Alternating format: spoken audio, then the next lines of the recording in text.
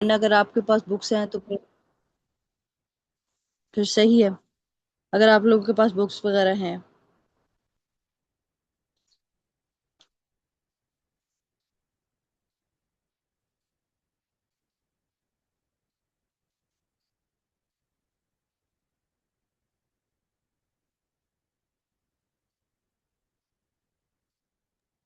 جی میم جی books میں ہیں ہمارے پاس۔ چلیں ٹھیک ہے، ٹھیک ہے۔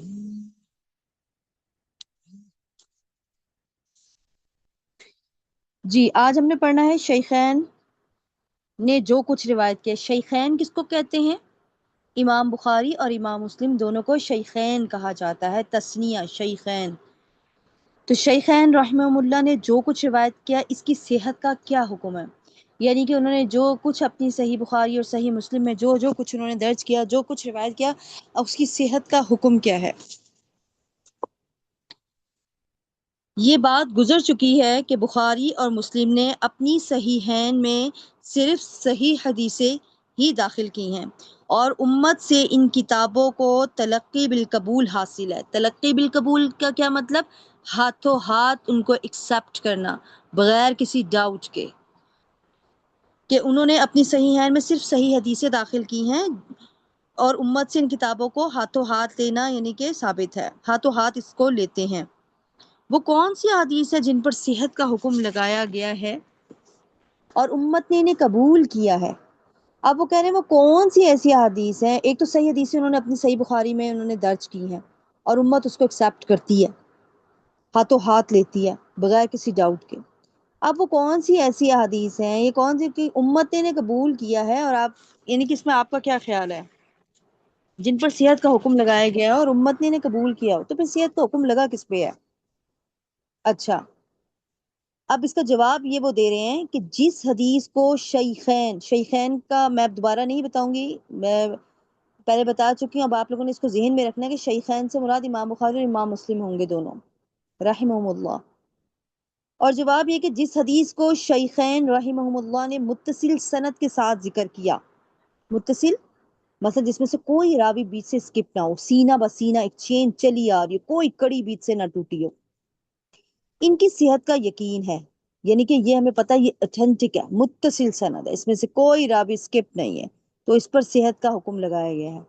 البتہ جس کی سند کے شروع سے ایک یا زیادہ راوی حذف ہو جائیں، یعنی کہ اسکپ ہو جائے کسی ایک سند کے شروع میں سے ایک راوی یا زیادہ راوی کوئی اسکپ ہو گئے ہوں، حذف ہو گئے ہوں، رہ گئے ہوں، جسے ہم لوگ اصطلاح میں معلق کہتے ہیں، معلق ہم آگے پڑھیں گے بھی، آگے اس کی اصطلاح بھی، اسے ہم معلق کہتے ہیں کہ جس میں سے جس کی چین سے جس کی سند سے ایک یا دو شروع میں راوی جو ہے نا وہ حذف ہو گئے، اسے معلق کہتے ہیں، اور یہ بخاری میں زیادہ ہے۔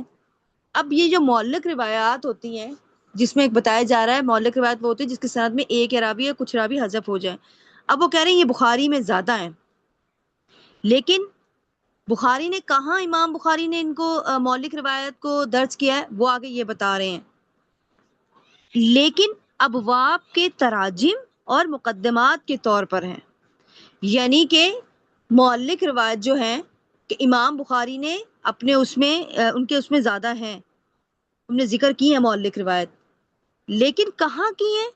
جہاں وہ کوئی اپنا یعنی کہ حدیث کا کوئی باب باندھتے ہیں اور اس کے تراجم، باب کے تراجم کے اس کو توضیح کرنے کے لیے یا پھر اس کے مقدمات میں ذکر کرنے کے لیے وہاں پہ وہ یعنی کہ انہوں نے وہاں پہ ذکر کیے معلق روایت کو۔ یاد رکھیے معلق روایت کو انہوں نے عقیدے کے طور پر یا مسئلے استنباط جیسے ہم حدیث سے کرتے ہیں وہاں انہوں نے اس میں ذکر نہیں کیا، وہاں وہ اس کو دلیل کے طور پر نہیں لے کے آتے، یہ بات یاد رکھیے گا۔ معلق روایت امام بخاری نے ذکر ضرور کی ہیں جہاں ایک سند میں سے ایک راوی، معلق اس کو کہتے ہیں جو ایک سند سے ایک راوی یا زیادہ راوی حذف ہو گئے ہوں، لیکن کہاں کی ہیں؟ جہاں ابواب کی تراجم وہ باندھتے ہیں، کچھ ابواب سے کچھ بتا رہے ہوتے ہیں کہ یہ اس سے ریلیٹ ہے یا یہ اس سے ریلیٹ آ سکتی ہے، وہاں وہ یہ مقدمات میں ذکر کرتے ہیں۔ یاد رکھیں کبھی بھی امام بخاری نے اس کو اس کی اصل میں ذکر نہیں کیا، معلق روایت کو عقیدے میں ذکر نہیں کیا جہاں سے ہم حدیث سے کوئی مسئلہ استنباط کرتے ہیں۔ اچھا، اس کے بعد وہ یہی کہہ رہے ہیں اور ان میں سے کچھ بھی اصل ابواب میں بالکل موجود نہیں۔ دیکھیں وہی بات انہوں نے بھی دہرا دی کہ اصل میں ذکر نہیں کریں گے، جہاں سے حدیث کو ہم دلیل کے طور پر استنباط کرتے ہیں مسائل، وہاں نہیں وہ ذکر کریں گے، بلکہ صرف باب کے تراجم میں ذکر کریں گے کہ یہ اس سے ریلیٹ ہے۔ باقی صحیح مسلم کا انہوں نے بتایا کہ صحیح مسلم، اچھا امام بخاری نے اپنی صحیح بخاری میں بہت زیادہ ان کی مولک روایت آئی ہیں، لیکن وہ کہہ رہے ہیں اب صحیح مسلم میں صرف ایک آئی ہے، سوائے ایک حدیث کے کوئی ایسی حدیث نہیں، اور وہ حدیث کون سی ہے؟ وہ باب تیمم میں ہے، جس کو دوسری جگہ متصل ذکر نہیں کیا۔ وہ کہہ رہے ہیں امام بخاری کی صحیح بخاری میں تو بہت زیادہ مولک روایت آئی ہیں جو انہوں نے اپنے تراجم ابواب میں ذکر کی ہیں، لیکن جو صحیح مسلم میں ہے، صحیح مسلم میں مولک روایت کوئی نہیں آئی سوائے ایک کہ وہ بھی باب تیمم میں آئی ہے، جس کو دوسری جگہ انہوں نے متصل ذکر نہیں کیا۔ ان کا حکم کیا ہے؟ ان کا حکم مندرجہ ذیل ہے۔ کن پر صحت کا حکم لگایا جائے گا اور کن پر صحت کا حکم نہیں لگایا جائے گا، یا کن کو کس طرح ایکسیپٹ کیا جائے گا؟ وہ کہتے ہیں پس ان میں سے جو صیغہ جزم کے ساتھ ہیں، صیغہ جزم مطلب ہوتا ہے جیسے کہ قال، امر، ذکر، قال ابن عمر، قال رسول اللہ صلی اللہ علیہ وسلم، یہ قال سے جو شروع ہو رہے ہیں، ذکرہ سے جو امرہ سے جو شروع ہو رہے ہیں، جس کی طرف منسوب کی جا رہی ہے حذف شدہ حصے کی طرف سے، اس کی صحت کا یہ حکم ہے کہ یہ صحیح سمجھی جائے گی، اس کے صحیح پہ معمول کیا جائے گا۔ جس طرح یہ جب بھی آپ یہ دیکھیں نا، جیسے قال، امرا اور ذکرات سے منسوب، یعنی کہ وہ ہوں گے ایسے الفاظ تو جس میں راوی کا نام ذکر کر کے منسوب کی جا رہی ہو اور روایت صیغہ جزم تک، اس کو تو صحیح پر محمول کیا جائے گا، یعنی کہ اس پر ہم صحیح کا وہ لگائیں گے، ٹیگ لگائیں گے۔ اچھا، اب دوسری کون سی روایت ہوگی؟ دوسری ایسی روایت جس میں صیغہ جزم نہیں ہوگا۔ صیغہ جزم کیا ہوتا ہے؟ جیسے میں نے آپ کو بتایا قال، امرا، ذکر وغیرہ سے جو یعنی کہ شروع ہو رہی ہوگی۔ دوسری اب کون سی ایسی روایت ہے جو صیغہ جزم سے نہیں شروع ہو رہی ہوں گی، بلکہ وہ کس سے شروع ہو رہی ہوں گی؟ یوروا، رویہ، ذکیرہ، کیلا، یہ مجہول کے صیغے ہوتے ہیں، مجہول کے صیغے ہوتے ہیں، ان میں تھوڑا ڈاؤٹ ہوتا ہے، تو اس میں اس کی صحت کا حکم نہیں ہے، اس میں کچھ ڈاؤٹ ہوتا ہے۔ اچھا، سنا گیا، ذکر کیا گیا، قالا مطلب تو ہوتا ہے نا کہا، یعنی کہ ایک بنفس نفیس خود ہی کسی نے کہہ دیا، لیکن اس میں سنا گیا، ذکر کیا گیا، ذکیرہ، ایسے جو صیغے استعمال کے ساتھ جو ہوں گے، اس میں کچھ ڈاؤٹ ہوتا ہے۔ لیکن پھر بھی آگے وہ کہہ رہے ہیں کہ منصوب الیہ یعنی مضاف الیہ کی طرف سے، اس کے باوجود اس میں کوئی ضعیف حدیث نہیں ہے، اس کے باوجود اگر ان صیغوں کا استعمال بھی ہو رہا ہو اور لیکن اس میں کوئی ضعیف حدیث نہ ہو، تو کیونکہ وہ ایسی کتاب میں داخل ہے جس کا نام صحیح ہے۔ اب صحیح کا مطلب سمجھیں، صحیح صرف حدیث صحیح کو نہیں کہتے، حدیث صحیح کے علاوہ جن کتاب میں صحیح احادیث کو جمع کیا جائے ان کو بھی صحیح کہتے ہیں۔ سمجھ آ گئی؟ ان کو بھی صحیح کہتے ہیں۔ تو اب امام بخاری نے کیا کیا؟ اپنی کتابوں میں ان احادیث کو جمع کیا ہے جو کہ اس یعنی کہ ذکیرہ، رویہ، یعنی ان سے ذکر کی جا رہی ہیں، لیکن ان میں جو ضعف تھا وہ اتنی ضعیف، شدت کی ضعیف نہیں تھی جیسے کہ کوئی متروک ہو۔ جیسے ہم آگے ضعیف کی اقسام پڑھیں گے، ضعیف کی اقسام کون سی ایسی ہوتی ہے جس کو بالکل ہی اپنی اس میں جگہ بھی نہیں دینی چاہیے، وہ کون سی؟ جیسے متروک ہو گیا، متہم بالکذب، اس طرح اور دوسری آ جاتی ہیں۔ تو یہ اس طرح کی شدت نہیں تھی کہ وہ اتنی ضعیف ہو، تھوڑا بہت کوئی ضعف یعنی کہ پائے جاتا ہوگا اس میں۔ تو وہ کہتے ہیں اس میں کوئی ضعیف حدیث نہیں، کیونکہ وہ ایسی کتاب میں داخل ہے جس کا نام صحیح ہے، ان کی صحیح ہے۔ تو صحیح جو ہے وہ حدیث صحیح بھی ہوتی ہے، اور جو کتابوں میں صحیح کو، جن کتابوں میں صحیح حدیث کو جمع کیا ہو اسے بھی کتاب صحیح یعنی کہ کہا جاتا ہے حدیث۔ یہ تو تھا ان کا شیخین کا سارا کہ انہوں نے کون سی حدیثوں کو یعنی کہ جمع کیا ہے اور امت نے اس کو بالقبول ایکسیپٹ کیا ہے۔ پھر وہ صیغہ جزم کے ساتھ جس کو ذکر کرتے ہیں تو اس پہ تو کوئی ڈاؤٹ ہی نہیں ہوتا، جیسے کہ قال، امر، ذکر، اور جن کو وہ مجہول کے صیغوں سے ذکر کرتے ہیں تو اس میں صحت کا حکم تو نہیں ہوتا، لیکن پھر بھی وہ اس طرح کی ضعیف نہیں ہوتی کہ اس میں بہت شدت کا کوئی ضعیف پائی جا رہا ہو۔ کیوں؟ اگر وہ اتنی ضعیف ہوں گی تو پھر امام بخاری اس کو اپنی صحیح میں ذکر نہ کرتے۔ ٹھیک ہے، ایک یہ بات ہوگی۔ اب ہم چلتے ہیں مراتب الصحیح، کہ بھائی صحیح تو ہم نے پڑھ لیا، اچھا حدیث صحیح کو بھی صحیح کہتے ہیں کتاب، اب یہ مراتب صحیح کیا چیز ہیں، کیا ہوتے ہیں صحیح کے مراتب کیا ہیں؟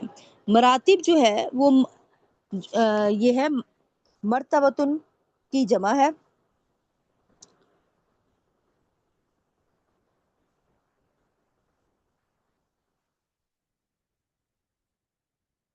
آواز آ رہی ہے میری آپ لوگوں کو؟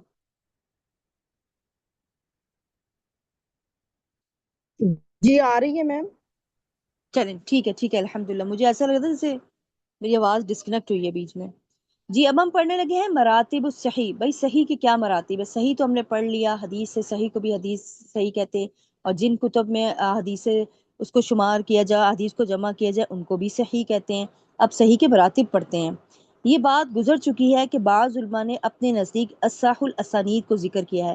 میں نے آپ کو بتایا تھا کہ بعض یعنی کہ علماء کرام نے اپنے نزدیک، جو ان کے نزدیک ایک فیورٹ یعنی کہ ایک چین ہوتی ہے، انہوں نے ذکر کیا کہ اگر اس چین سے ہمارے پاس روایت آئے تو ہم اس کو جیسے کہتے ہیں نا آنکھیں بند کر کے یعنی کہ ٹرسٹ کرنا، بلائنڈ ٹرسٹ، اس طرح ہم اس پہ ٹرسٹ کریں گے، ان کے وہ ان کی گولڈن چین ہوتی ہے۔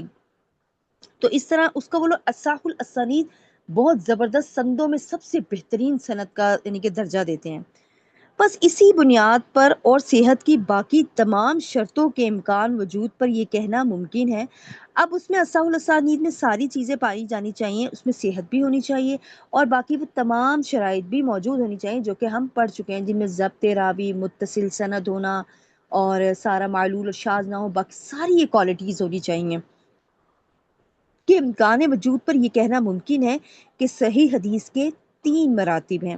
سند کے راویوں کے اعتبار سے، راویوں کے اعتبار سے بتا رہے ہیں کہ سند کے راویوں کے اعتبار سے صحیح حدیث کے 3 مراتب ہیں، اور وہ مراتب کون سے ہیں؟ آئیے ہم ان کو دیکھتے ہیں۔ پہلا مرتبہ جو ہے سب سے بلند مرتبہ، جس کو اصح الاسانید کہا جاتا ہے، یعنی کہ ایسی چین، ایسی گولڈن چین جس پر بلائنڈ ٹرسٹ ہم کر سکتے ہیں۔ اب یہ نہیں کہ جو دوسرے تیسرے مرتبے پر آ رہی ہیں وہ نہیں، وہ اتنی بلائنڈ ٹرسٹ کے قابل نہیں، نہیں وہ بھی ہیں، لیکن دیکھیں نا، ایک فرسٹ پوزیشن ہوتی ہے، ایک سیکنڈ پوزیشن ہوتی ہے، ایک تھرڈ پوزیشن ہوتی ہے، تو ہے نا، دیکھیں رینک تو اس میں بھی ہے۔ تو یہاں پہ ہے کہ سب سے بلند مرتبہ کون سی ایسی چین ہے جو اصح الاسانید مانی جاتی ہے محدثین کے نزدیک، کہ اگر اس سند سے روایت آ جائے تو وہ بلائنڈ ٹرسٹ سے اس پر اعتماد ہوگا، کیونکہ اس میں وہ تمام کوالٹیز موجود ہوں گی جو کہ صحت کی تمام شرطیں اس میں پائی جا رہی ہوں گی۔ وہ کون سی ایسی ایک سند ہے؟ جی، وہ حدیث ہے جو کسی اصح الاسانید میں سے اس سند سے مروی ہو، جیسے کہ مالک عن نافع عن ابن عمر۔ ایک جو چین ایک کڑی ہمارے پاس یہ ہے کہ اگر اس یعنی کہ سند سے ہمارے پاس کوئی روایت پہنچے وہ اصح الاسانید ہوگی، اور یہ آپ اپنے ذہن میں اس بات کو یاد بھی رکھ لیں۔ یہ اسٹوڈنٹ کو یہ بات یاد کرائی جاتی ہے کہ سب سے زیادہ جو کہنا چاہیے ایک گولڈن چین کیا ہے، یہ اصح الاسانید، یعنی کہ یہ اس میں حدیث کی اصطلاح میں یہ کہا جاتا ہے، اور آپ سے کوئی کوشچن بھی کر سکتا ہے تو اتنی روایت آپ کو یاد ہونی چاہیے۔ اگر آپ سے کوئی پوچھ لے کہ اصح الاسانید یعنی کہ سب سے ٹاپ کی جو سند ہے نا وہ کون سی ہے جسے ہم لوگ بلا اتفاق لے سکتے ہیں کہ یہ، تو آپ کو یہ ازبر زبانی یاد ہونی چاہیے اور آپ فوراً سے بتائیں مالک بن نافع ابن عمر۔ ایک یہ، اور دوسری انہوں نے یہاں پہ ذکر نہیں کی ہے بک میں، لیکن میں آپ کو ویسے آپ کی نالج کے طور پر بتا رہی ہوں، آپ اس کو بھی لکھ لیں۔ یہ 2 اسناد ایسی ہیں، یہ اصح الاسانید کا درجہ رکھتی ہیں، اور یہ آپ نے زبانی یاد رکھنی ہے۔ پہلا مرتبہ بھی، دوسرا مرتبہ بھی، تیسرا مرتبہ بھی، یہ تینوں آپ کو زبانی جو نیکسٹ کلاس میں انشاءاللہ آپ سے سنوں گی کہ پہلے مرتبے والی کون سی اصح الاسانید ہے ایسی جن کو ہم جن کو گولڈن چین کہا جاتا ہے، تو آپ لوگوں نے یہ مجھے سنانی ہے۔ پہلی کون سی ہے؟ مالک عن نافع عن ابن عمر، کہ اس سند سے کوئی بھی یعنی کہ اس چین سے آ جائے تو وہ ہاتھوں ہاتھ اس کو ایکسیپٹ کیا جائے گا۔ اچھا، بلائنڈ ٹرسٹ یعنی کہ اس میں ساری کوالٹیز پائی جائیں گی، وہ عالی سند ہوگی، بلند فرسٹ پوزیشن جسے کہتے ہیں، فرسٹ ٹاپ آف لیول۔ اچھا، اس کے بعد دوسری سند جو میں بتانے لگی ہوں اس کو آپ لکھ لیں۔ دوسری سند ہے ابراہیم عن علقمہ عن ابن مسعود رضی اللہ تعالی عنہ۔ دوبارہ سنیں، ابراہیم عن علقمہ عن ابن مسعود رضی اللہ تعالی عنہ۔ دوسری یہ گولڈن چین ہے، یعنی کہ یہ ایسی جس سے سند آئے گی، یہ اصح الاسانید کا درجہ رکھتی ہے، جس میں تمام صحت کی، راویوں کی، سب کی شرائط، کوالٹیز بہت اعلیٰ درجے میں پائی جا رہی ہیں۔ یہ 2 سندیں بہت زیادہ گولڈن چین میں یہ ہیں کہ ان کو ہاتھوں ہاتھ ان پہ بلائنڈ ٹرسٹ کیا جاتا ہے اگر اس سند سے کوئی بھی روایت آ جائے، تو یہ پہلے مرتبے میں آتی ہیں، اصح الاسانید کا درجہ رکھتی ہیں۔ یہ اسناد جو میں نے آپ کو پڑھ کے سنائی، مالک عن نافع عن ابن عمر، اور دوسری عن ابراہیم عن علقمہ عن ابن مسعود رضی اللہ تعالی عنہ، 2۔ اب اس سے کم مرتبے والی یعنی کہ سیکنڈ پوزیشن والی کون سی ایسی چین ہے کہ جس سے آئے اور ہم اسے یعنی کہ اسے بھی ہم لوگ ایکسیپٹ کریں گے، لیکن وہ پہلے مرتبے سے تھوڑی کم ہوگی، جو میں نے ابھی پہلا مرتبہ ہم نے بتایا اس سے تھوڑی کم ہوگی، وہ کون سی ہے؟ وہ ہے حماد حماد ابن سلمۃ عن ثابت عن انس بن مالک. دوسری گولڈن چین کون سی ہے؟ حماد ابن سلمۃ عن ثابت عن انس بن مالک. یہ بھی یاد رکھنی، ساری زبانی یہ یاد رکھنی ہے. دو دو تین تین لفظوں کی ہیں، راویوں کی اور صحابی کی، تو زیادہ بڑی نہیں ہے، تو آپ یاد کر سکتی ہیں الحمدللہ. پہلے مرتبے میں کون سی گولڈن چین تھی؟ عن مالک نافع عن ابن عمر. یہ آپ کو زبانی یاد ہونی چاہیے. کبھی بھی آپ سے یہ کوشچن ہو سکتا ہے، کوئی بھی پوچھ سکتا ہے مجھ سے کہ اچھا بتائیں اسانی ٹاپ جن کی گولڈن چین کون سی ہے، تو آپ اس کو یہ بتا سکیں کہ یہ والی سندیں جو ہیں یہ والی ٹاپ آف لیول ہے جسے محدثین کرتے ہیں. اچھا، اس کے بعد دوسری عن ابراہیم عن علقمہ عن ابن مسعود. یہ ہماری فرسٹ پوزیشن والی تھی. سیکنڈ پہ ہماری کون سی آتی ہے؟ حماد ابن سلمۃ عن ثابت عن انس بن مالک. دوسری ہماری جو ہے اس سے کم مرتبے والی یہ والی ہے. اب تیسرے نمبر پر ہماری کون سی ہے، یعنی کہ تھرڈ پوزیشن والی کون سی ہے؟ وہ حدیث ہے جو ایسے راوی کی روایت ہو جو ثقاہت کے ادنا درجے سے ذرا موصوف ہو. جیسے کہ کون سی ہے تیسری میں؟ سہیل ابن ابی صالح عن ابیہ عن ابی ہریرہ. تیسری چین جو ہے وہ یہ والی ہے. آپ نے اس طرح اس کو بھی اسی طرح یاد کرنا ہے. سہیل ابن ابی صالح عن ابیہ عن ابی ہریرہ. دوبارہ پھر ریوائز کر دیتی ہوں. عن مالک عن نافع عن ابن عمر عن ابراہیم عن علقمہ عن ابن مسعود رضی اللہ تعالی عنہ. اور دوسری اس میں کون سی ہے، دوسری کیٹیگری کون سی ہے، یعنی کہ دوسرے درجے پہ کون سی، سیکنڈ پوزیشن پہ کون سی ہے؟ حماد ابن سلمۃ عن ثابت عن انس بن مالک. اور تیسرے نمبر پہ کون سی ہماری سند آتی ہے؟ وہ ہے سہیل ابن ابی صالح عن ابیہ عن ابی ہریرہ. یہ تین کم از کم ہر اسٹوڈنٹس کو یاد ہونی چاہیے ناموں کے ساتھ. یہ میں نے انشاءاللہ نیکسٹ کلاس میں آپ سے سننی ہے کہ کون سی گولڈن چینز ہیں. پہلے مرتبے والی فرسٹ پوزیشن والی کون سی ہے، سیکنڈ والی کون سی ہے، تھرڈ والی کون سی ہے. تینوں آپ لوگوں نے مجھے بتانی ہے. اور جو میں نے آپ لوگوں کو ایکسٹرا بتائی اس بک میں تو نہیں، اس کو بھی آپ نے یاد کرنا ہے اور اپنے پاس محفوظ کرنا ہے اس کو. اچھا، اب ہمیں یہ کہہ رہے ہیں کہ اس تفصیل کے ساتھ لاحق ہوتی ہیں. اب ہم نے جو تفصیل پڑھ رہے ہیں، جو ہم نے پڑھی ہیں صحیح مراتب وغیرہ، اب وہ کہتے ہیں اس تفصیل کے ساتھ لاحق ہوتی ہیں صحیح حدیث کی تقسیم 7 مراتب کی طرف. اب کیا کہہ رہے ہیں، اب یہ مزید جو تفصیل ہے نا یہ صحیح حدیث کی، یہ اب تقسیم جو 7 مراتب کی طرف تقسیم ہو جاتی ہے ان کتابوں کے اعتبار سے جن میں یہ حدیثیں مروی ہیں. اور وہ مراتب کون سے ہیں؟ آج ہم وہ مراتب کو ذرا دیکھتے ہیں. وہ مراتب نمبر 1، اس کو اچھے طریقے سے دیکھے گا. کون کون سے مراتب ہیں؟ 7 مراتب ہیں. نمبر 1 پہ ہے جس پر بخاری اور مسلم متفق ہوں، اور یہ سب سے بلند مرتبے والی ہے. اس پر ایک کتاب بھی ہے اللؤلؤ والمرجان، ہم نے الحمدللہ درس نظامی کے چوتھے سال میں پڑھی تھی. اس میں ساری جو احادیث ہے وہ شیخین، دونوں شیخین کی متفق علیہ کے ہیں. یعنی کہ دونوں، ان میں دونوں، یعنی کہ جس پہ امام بخاری اور امام مسلم جن حدیث پہ دونوں متفق ہیں انہیں متفق علیہ کہتے ہیں. اور اس لفظ کو جو آپ لوگ پڑھیں گے وہ متفق علیہ پڑھیں گے. اچھا، اس کو اکثر لوگ جو پڑھتے ہیں وہ پڑھتے ہیں متفق علیہ. متفق علیہ کوئی لفظ نہیں ہوتا، متفق علیہ اس کا مطلب ہوتا ہے دونوں شیخین. دونوں شیخین کون سے؟ امام بخاری اور امام مسلم، دونوں اس پر متفق ہیں. اچھا، نمبر 2، ایک تو مرتبہ، سب سے پہلا مرتبہ تو وہ آ گیا نا حدیث میں کہ جس پہ دونوں شیخین ایک حدیث پہ دونوں یعنی کہ متفق ہیں، وہ تو سب سے بلند مرتبے والی. اب دوسرے نمبر پہ کون سی آ گئی؟ پھر وہ حدیث جس کی روایت میں امام بخاری منفرد ہو، یعنی کہ وہ ایسی روایت جس میں صرف امام بخاری اکیلے روایت کر رہے ہیں، امام مسلم ان کے ساتھ نہیں ہے، اکیلے صرف وہی کی روایت کر رہے ہیں. نمبر 3 پہ کون سے؟ پھر وہ حدیث جس کی روایت میں امام مسلم منفرد ہے، یعنی کہ اس کو خالی امام مسلم روایت کر رہے ہیں اور امام بخاری ان کے ساتھ نہیں ہے. پہلے مرتبے میں دونوں متفق تھے، یعنی کہ کسی حدیث پہ دونوں کا متفق ہو جانا. دوسرے مرتبے خالی امام بخاری متفق ہو رہے ہوں کسی پہ، اور تیسرے میں صرف امام مسلم متفق ہو رہے ہوں. اور چوتھا کیا ہے؟ پھر وہ حدیث جو ان دونوں کی شرط کے مطابق ہو. کن دونوں کی؟ یعنی کہ امام بخاری اور امام مسلم کی شرط کے مطابق ہو، لیکن انہیں روایت نہ کیا ہو، یعنی کہ انہوں نے اپنی صحیحین میں اس کو لکھا نہیں ہے، بیان نہیں کیا، تحریر نہیں کیا، لیکن وہ ان کی شرط کے مطابق ہے، صحیح ہے وہ، لیکن دونوں نے اپنی کتابوں میں سے روایت نہیں کیا. یہ ان کا چوتھا مرتبہ ہے. اچھا، 5واں کیا ہے؟ پھر وہ حدیث جو بخاری کی شرط کے مطابق ہو مگر امام بخاری نے اس حدیث کو ذکر نہ کیا ہو. 5ویں میں کیا کہہ رہے ہیں؟ چوتھے میں تو کہتے کہ دونوں نے کسی ایک روایت پر دونوں متفق ہوئے ہوں، لیکن انہوں نے دونوں نے اپنے صحیحین میں اس کو ذکر نہ کیا ہو۔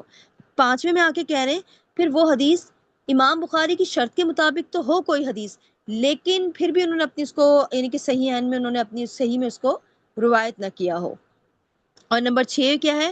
پھر وہ حدیث جو مسلم کی شرط کے مطابق ہو لیکن امام مسلم نے اس کو اپنی اس میں ذکر نہ کیا ہو اپنی صحیح میں۔ تو یہ کتنے ہو گئے؟ 6۔ اور 7واں مرتبہ کیا ہے؟ پھر وہ حدیث، دیکھیں یاد رکھیں یہ 6 مرتبے جو ہے نا، یہ 6 آسان بات بتاؤں، یہ امام مسلم اور امام بخاری کے گرد ہی گھوم رہے ہیں۔ دیکھیں سب سے پہلے میں دونوں متفق تھے، دوسرے میں صرف امام بخاری اکیلے ہوئے، تیسرے میں امام مسلم اکیلے ہوئے، چوتھے میں دونوں متفق تو ہو گئے حدیث میں لیکن دونوں نے روایت نہیں کی، دونوں نے تحریر نہیں کیا اپنی کتابوں میں۔ پھر 5ویں میں یہ ہو گیا کہ امام بخاری کی شرط کے مطابق تو تھی وہ حدیث لیکن امام بخاری نے اپنے اس کو بخاری میں نہیں روایت کیا۔ پھر چھٹے میں کیا ہوا؟ امام مسلم کے مطابق تو تھی وہ شرط لیکن امام مسلم نے نہیں اس کو روایت کیا۔ تو یہ 6 کی 6 جو مراتب ہیں نا وہ سارے امام بخاری اور امام مسلم کے ارد گرد گھوم رہے ہیں۔ اب جو 7واں ہے، 7واں چینج ہوتا ہے۔ 7ویں میں کیا ہے؟ پھر وہ حدیث جو ان کے علاوہ دوسرے ائمہ کے نزدیک صحیح ہو۔ دوسرے ائمہ کون سے ہیں؟ اب ایسی حدیث آ گئی جو کہ امام بخاری اور امام مسلم کے نزدیک تو وہ صحیح نہیں، اس میں کچھ علت پائی جا رہی ہوگی لیکن وہ دوسرے ائمہ اس کو صحیح کہہ رہے ہیں۔ وہ کون سے؟ جیسے مثلا ابن خزیمہ اور ابن حبان وغیرہ، مگر وہ حدیث شیخین کی شرط پر نہ ہو، یعنی کہ وہ حدیث جو ہے وہ ان کی امام بخاری امام مسلم کی شرط پر نہیں تھی، یا ان میں سے کسی ایک شرط پر نہ ہو، یا ان میں سے دونوں میں سے کسی ایک کی شرط پر نہ ہو، یعنی یا نہ امام بخاری کی مسلم کی شرط پر نہ ہو یا امام مسلم کی شرط پر نہ ہو، یعنی دونوں میں سے تو پھر کسی ایک کی شرط پر نہ ہو۔ تو 7واں مرتبہ یہ ہے، 7واں مرتبہ بس چینج ہوا کہ 7واں مرتبہ ایسا ہوگا، ایسا ہے کہ جس میں وہ حدیث جو ان کے علاوہ دوسرے ائمہ کے نزدیک صحیح ہے، یعنی کہ ایسی حدیث جسے امام مسلم اور امام بخاری نے صحیح نہیں کہا ہو لیکن دوسرے ائمہ کے نزدیک وہ صحیح ہے، اس میں شاید کوئی ضعف یا تھوڑے کوئی کم درجے کی کوئی علت وغیرہ پائی جا رہی ہو لیکن امام بخاری امام مسلم نے اس کو صحیح نہیں کہا لیکن دوسرے ائمہ اس کو صحیح کہہ رہے ہیں، جیسے کہ ابن خزیمہ اور ابن حبان وغیرہ۔ یہ تو تھی ہماری مراتب صحیح۔ اب آتے ہیں ہم شرط الشیخین۔ یہ شرط الشیخین، یہ شیخین کی شرطیں کیا ہیں؟ پہلے میں آپ کو اس کا خلاصہ بتا دوں پھر ہم اس کی یہ بحث پڑھ لیں گے۔ خلاصہ یہ ہے کہ یہ جو شرطیں ہیں نا، پہلے میں بتا دوں، امام بخاری اور امام مسلم رحمہ اللہ نے کوئی شرطیں اپنی متعین نہیں کی۔ ہم سمجھتے ہیں کہ شاید کچھ شرطیں ہیں تبھی یہ آ رہا ہے، یہ کوئی شرطیں انہوں نے کوئی متعین نہیں کی۔ ہاں بعد والے جو علماء الباحثون آئے، یعنی کہ جو تحقیق کرنے والے، انہوں نے خود ہی تحقیق کی اور انہوں نے ان کے اسلوب کو سمجھا کہ یہ کس طرح یہ حدیثیں اپنی صحیحین میں لے کر آتے ہیں اور کیا کیا چیز کو یہ دیکھتے ہیں، تو انہوں نے خود سے ان کی شرطوں کو متعین کر لیا اور انہوں نے ان کی یعنی کہ شرائط کا ذکر کر دیا، لیکن انہوں نے خود اپنی شرطیں کوئی متعین نہیں کی کہ انہوں نے امام بخاری اور امام مسلم نے۔ یہی آگے بحث کا خلاصہ ہوگا۔ اب میں اس کو پڑھتی ہوں۔ شرط الشیخین، شیخین نے خود کسی شرط کی وضاحت نہیں کی کہ انہوں نے یہ شرط لگائی ہے یا اسے متعین کیا ہے، ٹھیک ہے؟ جیسے میں نے ابھی بتایا کہ انہوں نے خود سے کوئی شرط نہیں لگائی، نہ کوئی شرط کی کوئی وضاحت کی ہے کہ جی ہماری یہ شرط ہے یا ہماری یہ خود بعد والے علماء نے آ کے اس کو تحقیق کر کے ان کے اسلوب کو سمجھا کہ انہوں نے کس طرح طریقے سے احادیث کو روایت کیا، انہوں نے پھر ان کے جو ان کو نتیجہ نکلا تو انہوں نے پھر اس پر انہوں نے یہ یعنی کہ شرائط وغیرہ رکھی ہیں بعد والے علماء نے۔ اچھا اب کیا ہوا؟ سوائے ان شروط کے جن پر صحیح میں اتفاق ہے، سوائے ان شروط کے جن میں صحیح میں اتفاق ہے، لیکن بحث اور تفتیش کرنے والے علماء نے شیخین رحمہ اللہ کے اسلوب کے تحت، دیکھیں جو بعد والے علماء ہیں انہوں نے کیا کیا؟ بحث اور تفتیش جو کرنے والے علماء تھے انہوں نے ان کے اسلوب کے تحت تحقیق اور تلاش کے بعد اپنے خیالات کا اظہار کیا، یعنی کہ انہوں نے کوئی اسپیسیفک کوئی شرطیں نہیں لگائی تھی کہ یہ نہیں، لیکن بعد والوں نے آ کے ان کے اسلوب کو سمجھا، ان پر بہت زیادہ تحقیق کی اور انہوں نے خود اپنے خیالات کا اظہار کیا اور ہر ایک نے اپنے مزاج کے مطابق کہا کہ ان دونوں کی فلاں شرط تھی یا ان میں سے ایک کی شرط تھی۔ جو سب سے بہتر کہا گیا وہ یہ ہے کہ شیخین رحمہ اللہ کی یا ان میں سے ایک کی شرط سے مراد یہ ہے کہ حدیث مروی ہو دونوں کتابوں میں یا ان میں سے ایک کے راویوں کی سند سے اس طرح مروی ہو کہ بیان میں اس کی کیفیت کی رعایت رکھی گئی ہو جس کا شیخین نے التزام کیا ہے ان راویوں کی روایت کرنے میں، یعنی کہ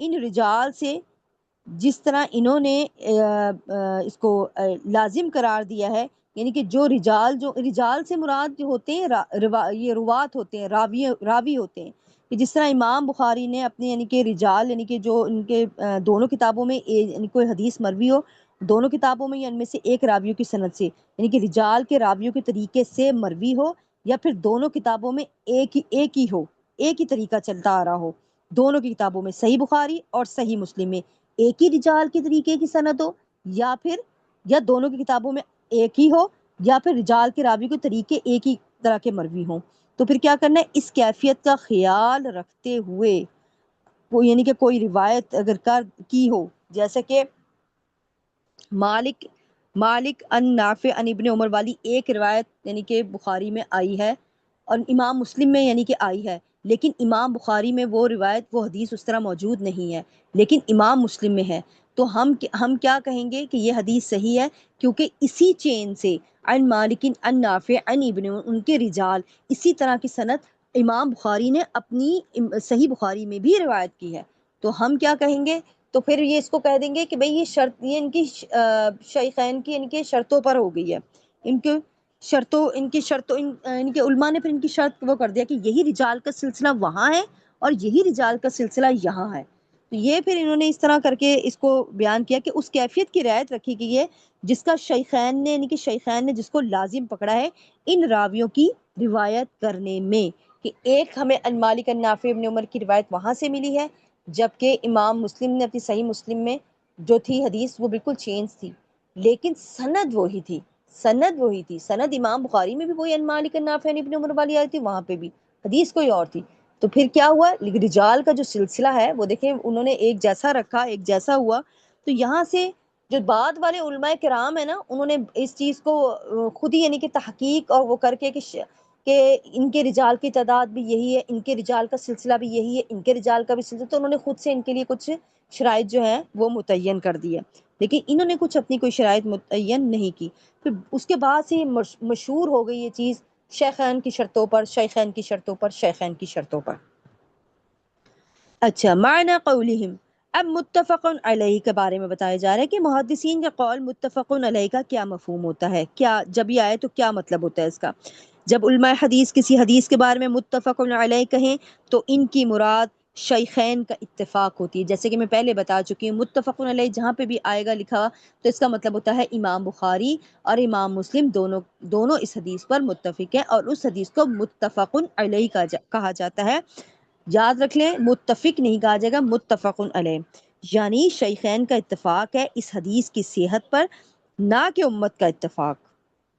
اچھا، اکثر لوگ متفق علیہ سے سمجھتے ہیں کہ پوری امت کا اتفاق ہے، جتنے سارے محدثین وغیرہ جو ہمارے سارے آئے ہیں نا، وہ سارے ہمارے جو پہلے آئے ہیں سارے ہمارے محدثین محققین ان سب کا اتفاق ہے، وہ کہتے ہیں نہیں، اس کا مطلب یہ نہیں ہوتا، متفق علیہ کا مطلب یہ ہوتا ہے یہ دونوں شیخین امام بخاری اور امام مسلم دونوں اس پر متفق ہیں، تو اس لیے متفق علیہ کہا جاتا ہے، اس کا مطلب یہ نہیں ہوتا کہ ساری امت سارے محققین اس پہ متفق ہیں۔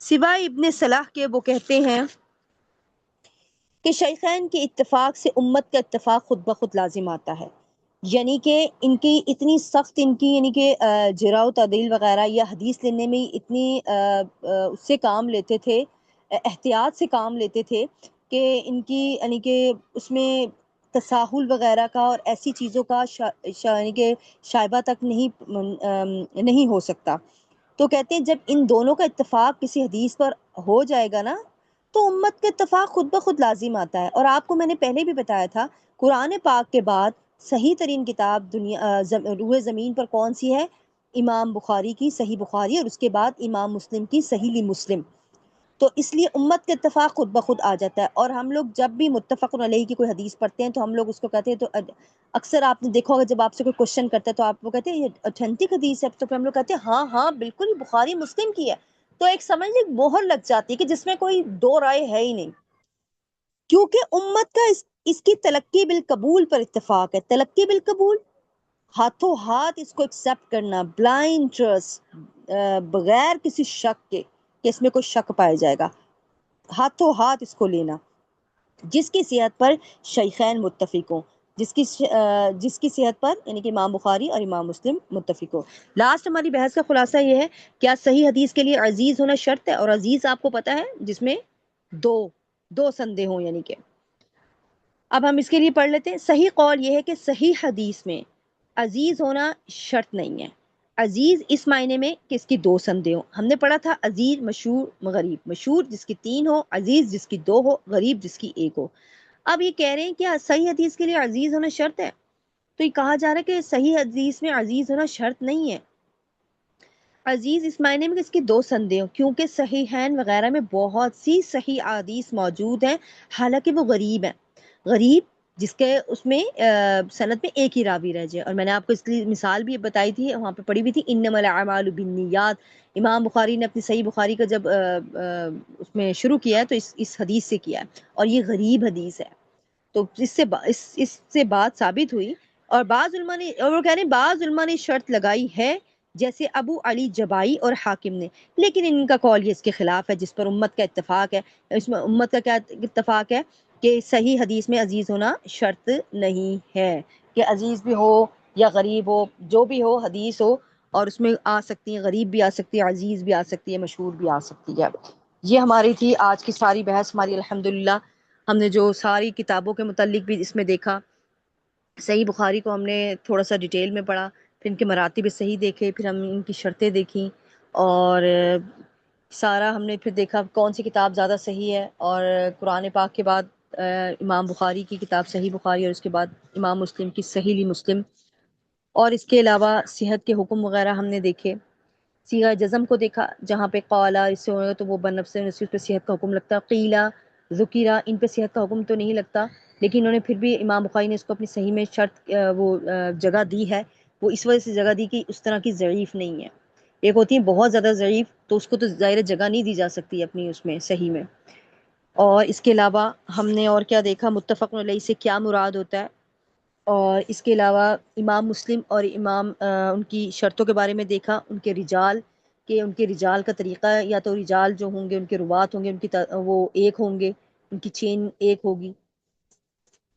اچھا، اس کے علاوہ ہم نے اور کیا دیکھا، اس میں مراتب الصحیح دیکھے ہم نے 3، ہم نے سب سے اوپر والے مرتبے والی گولڈن چین دیکھی، ان مالک ان نافع ان ابن عمر ان ابراہیم ان القمہ ان ابن مسعود۔ دوسرے مرتبے والی ہم نے کون سی دیکھی، حماد بن سلمۃ عن ثابت ان انس۔ اور تیسرے مرتبے والی ہم نے گولڈن چین کون سی دیکھی، سہیل بن ابی سعالہ نبی نبی ہریرہ۔ یہ آپ نے تینوں زبانی یاد کرنی ہے، آپ کو زبانی یاد ہونی چاہیے۔ اچھا، اس کے علاوہ ہم نے اور بھی جو ہے پھر صحیح ہے ان پہ مشہور مستخرجات ہم نے ساری اس میں دیکھی، اور جو سب سے جو مشہور جو وہ تھی وہ علی ابی یوانہ کی تھی، صحیح مسلم پر جو ہے یہ سب سے زیادہ مشہور ہے۔ اور یہ آج پھر ہماری بحث کا جو ہے وہ ختم ہوئی ہماری صحیح بخاری پر شیخین وغیرہ سے متعلق کچھ ہم لوگوں نے تھوڑی تھوڑی چیدہ چیدہ باتیں پڑھی۔ اب انشاءاللہ ہم نیکسٹ ٹائم ہم صحیح لغوی سے ہمارا ٹاپک شروع ہوگا دوسرا، اور ساتھ ساتھ آپ لوگ تیاری کرتے رہے۔ میں نے آپ لوگوں سے کچھ پوچھنا تھا،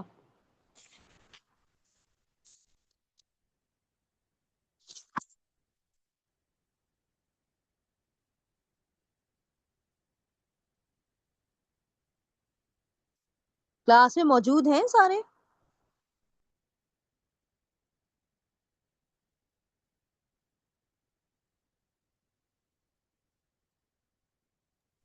جی میم موجود ہیں۔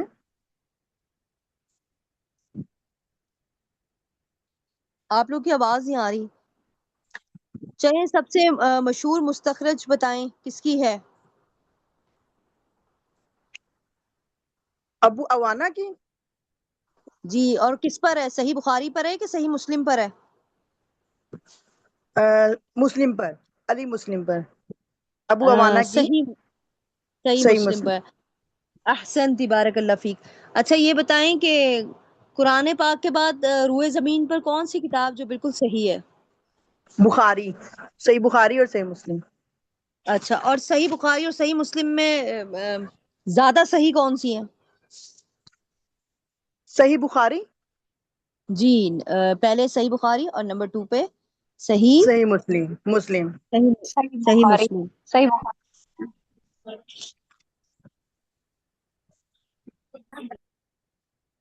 اور اس کے بعد جو کتابیں تھیں ہمارے پاس صحیح ابن حبان، مستدرک حاکم اور ابن خزیمہ، ان میں سے جو ہیں وہ کون سی تینوں کتابوں میں سے کون سی کتاب زیادہ صحیح ہے؟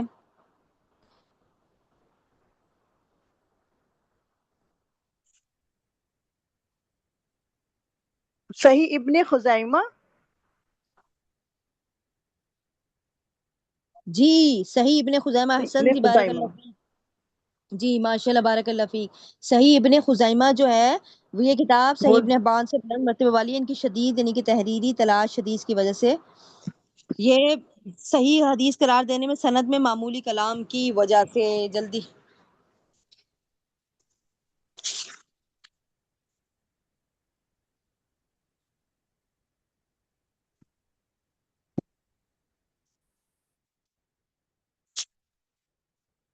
چلیں. اب انشاءاللہ آپ لوگ جو آج میں نے پڑھا ہے سارا غور سے پڑھیے گا، مراتب الصحیح کو دیکھیے گا، کون کون سی جو سندیں ہیں وہ گولڈن سندیں ہیں. اس کے علاوہ آپ لوگوں نے شیخین کی جو شرطیں ہیں ان کو بھی دیکھ لیجیے گا. ویسے شیخین کی شرطیں تو نہیں ہیں، یہ تو خود ہی بعد والوں نے یعنی کہ مرتب کی ہے. آپ مراتب دیکھیے گا، صحیح حدیث کی تقسیم 7 مراتب کے اعتبار سے. یہ 7 مراتب ہے نا، ان کو ذرا دیکھ کے آئیے گا. میں نے 7 مراتب سننے، بہت آسان ہے، کوئی مشکل نہیں ہے. 6 مراتب تو ویسے ہی امام بخاری اور امام مسلم کے ارد گرد ہی سارے گھوم رہے ہیں. نمبر جو 7واں ہے وہ بھی آسان ہے کہ جس پر امام بخاری اور امام مسلم متفق نہ ہو لیکن باقی سارے ائمہ کے نزدیک وہ حدیث صحیح ہو، بس یہ 7واں مراتب ہے. اور 6 جو ہیں وہ ان کے ارد گرد ہیں سارے. تو یہ آپ نے صحیح مراتب بھی پڑھ کے آنے. اور متفق علیہ سے کیا مراد ہے میں آپ پوچھوں گی، اور اس کو ادا کر کے بتانا ہے کہ متفق علیہ کیسے ادا ہوگا.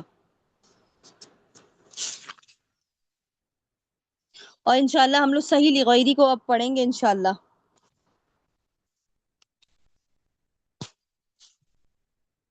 سمینہ آئی ہیں کلاس میں؟ جی السلام علیکم رحمۃ اللہ. وعلیکم السلام. لیٹ آئی ہیں آپ؟ جی وہ نیٹ نہیں چل رہا تھا تو میں لیٹ گئی تو نیند آ گئی، سو گئی. تبھی میری قدم اٹھی ہے جو ہے نا، الارم بھی لگایا ہوا تھا تو میں نے کہا نیٹ آ نہیں رہا تو میں کیوں اٹھوں، پھر بھی میں بڑی زبردستی اٹھی، دیکھا تو نیٹ ابھی جا رہا تھا. چلیں ٹھیک ہے، اللہ تعالیٰ آپ کے لیے آسانیاں کرے. میں دیکھ رہی تھی، میں نے کہا آپ کی.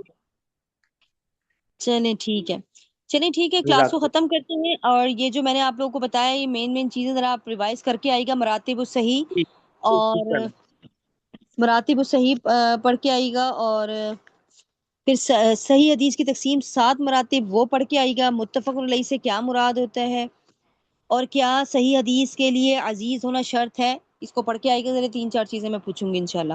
اور جو سندیں ہیں جو میں نے آپ کو بتائی ہیں وہ میں نے عربک میں سننی ہے. اصح الاسانید کون سی ہوتی ہے؟ آپ نے اصح الاسانید مجھے 2 بتانی ہیں، کہ مالک نافع ابن عمر رضی اللہ تعالیٰ عنہ اور دوسری ان ابراہیم عن علقمہ عن ابن مسعود رضی اللہ تعالیٰ عنہ. پھر میں پوچھوں گی دوسرے جو ہے وہ نمبر پہ وہ کون سی ہے. پھر آپ نے بتانی ہے حماد بن سلمہ عن ثابت عن انس بن مالک.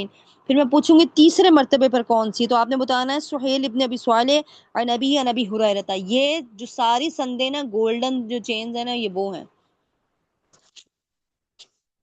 اور یہ اسٹوڈنٹس کو زبانی یاد ہونی چاہیے. اور اکثر جو ہیں آپ سے جو کوئی ٹیچر ہے یا کوئی جو بھی ہیں جو جنہوں نے یہ چیزیں پڑھی ہوئی ہیں وہ کبھی آپ سے سوال بھی کر سکتی ہیں.